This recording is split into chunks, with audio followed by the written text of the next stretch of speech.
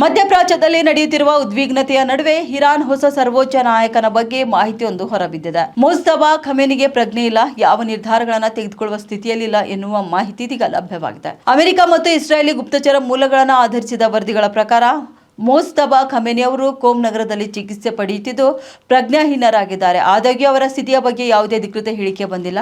ಯುದ್ಧದ ಮೊದಲ ದಿನದಂದು ಅವರ ತಂದೆ ಅಲಿ ಖಮೇನಿ, ತಾಯಿ, ಹೆಂಡತಿ ಮತ್ತು ಮಗನನ್ನ ಕೊಂದ ಅದೇ ವೈಮಾನಿಕ ದಾಳಿಯಲ್ಲಿ ಮುಜ್ತಬಾ ಗಾಯಗೊಂಡಿದ್ದಾರೆ ಎಂದು ವರದಿ ಹೇಳುತ್ತಿದೆ. ಇನ್ನು ಗುಪ್ತಚರ ಸಂಸ್ಥೆಗಳು ಕೋಮ್ ನಗರದಲ್ಲಿ ಕೆಲವು ಅನುಮಾನಾಸ್ಪದ ಚಟುವಟಿಕೆಗಳನ್ನು ಗಮನಿಸಿ ಕೋಮ್ನಲ್ಲಿ ಬೃಹತ್ ಸಮಾಧಿಯ ನಿರ್ಮಾಣ ಕಾರ್ಯ ನಡೆಯುತ್ತಿದೆ. ಮಾಜಿ ಸುಪ್ರೀಂ ನಾಯಕನ ಅಲಿ ಖಮೇನಿ ಮತ್ತು ಇತರ ಕುಟುಂಬ ಸದಸ್ಯರನ್ನ ಅಲ್ಲಿ ಸಮಾಧಿ ಮಾಡಲು ಸಿದ್ಧತೆಗಳು ನಡೆಯುತ್ತಿರಬಹುದು ಎಂದು ಶಂಕಿಸಲಾಗಿದೆ.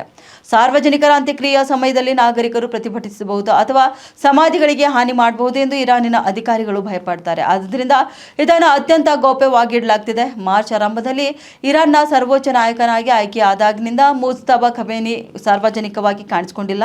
ಇದು ಅವರ ಆರೋಗ್ಯದ ಬಗ್ಗೆ ಪ್ರಶ್ನೆಗಳನ್ನು ಹುಟ್ಟುಹಾಕಿದೆ. ಇನ್ನು ಇತ್ತೀಚೆಗೆ ಅವರು ಯುದ್ಧ ಕೋಣೆಯಲ್ಲಿ ಇಸ್ರೇಲ್ನ ನಕ್ಷೆಯನ್ನು ನೋಡುತ್ತಿರುವುದನ್ನು ತೋರಿಸುವ ವಿಡಿಯೋ ಈಗ ಬಿಡುಗಡೆಯಾಯಿತು. ಆದರೆ ತಜ್ಞರು ಇದನ್ನು ಎಐ ವಿಡಿಯೋ ಎಂದು ಕರೆದಿದ್ದಾರೆ.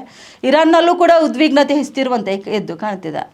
ಇನ್ನು ಕೆಲವು ವಿರೋಧದ ಗುಂಪುಗಳು ಮತ್ತು ಭದ್ರತಾ ಪಡೆಗಳ ನಡುವೆ ಘರ್ಷಣೆಗಳು ಭುಗಿಲೆದ್ದಿವೆ. ಇದು ದೇಶದೊಳಗೆ ಅಸ್ಥಿರತೆಯನ್ನ ಇನ್ನಷ್ಟು ಹೆಚ್ಚಿಸುವ ಸಾಧ್ಯತೆ ಇದೆ ಎಂದು ತಿಳಿಸಲಾಗುತ್ತದೆ. ನಡೆಯುತ್ತಿರುವಂತಹ ಸಂಘರ್ಷದ ಮಧ್ಯೆ ಇರಾನ್ನ ಉನ್ನತ ನಾಯಕತ್ವದ ಸುತ್ತಲಿನ ಪ್ರಶ್ನೆಗಳು ದೇಶದ ಆಂತರಿಕ ರಾಜಕೀಯದ ಮೇಲೆ ಮಾತ್ರವಲ್ಲದೆ ಇಡೀ ಮಧ್ಯಪ್ರಾಚ್ಯದ ಸ್ಥಿರತೆಯ ಮೇಲೂ ಕೂಡ ಪರಿಣಾಮ ಬೀರಬಹುದು.